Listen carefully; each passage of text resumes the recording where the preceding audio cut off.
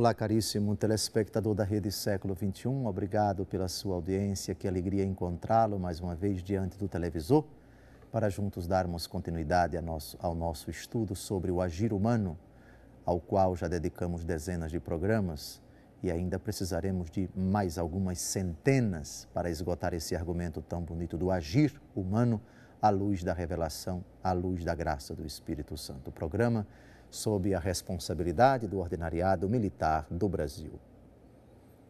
No programa anterior, tratando da imputabilidade, da responsabilidade dos atos humanos, nós falamos das circunstâncias eximentes, ou seja, existindo tais circunstâncias, estando elas envolvidas, acontecendo tais circunstâncias na hora em que o crime, na hora em que o pecado, na hora em que o delito é cometido, a pessoa não pode ser punida, porque sua responsabilidade fica absolutamente mitigada e completamente comprometida.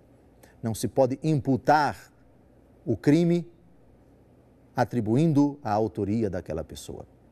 Hoje nós vamos falar das circunstâncias atenuantes.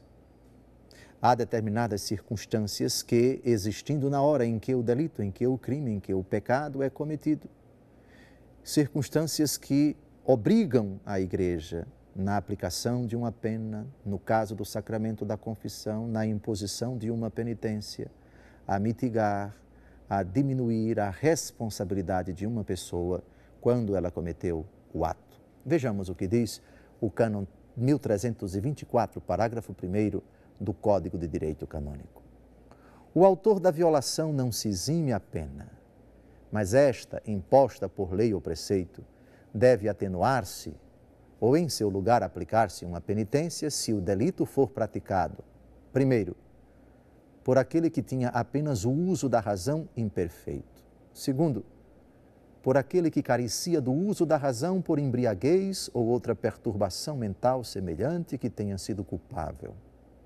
Terceiro, pelo ardor grave da paixão, que, no entanto, não tenha precedido e impedido toda a deliberação da mente e o consentimento da vontade, e contanto que a própria paixão não tenha sido voluntariamente excitada ou alimentada.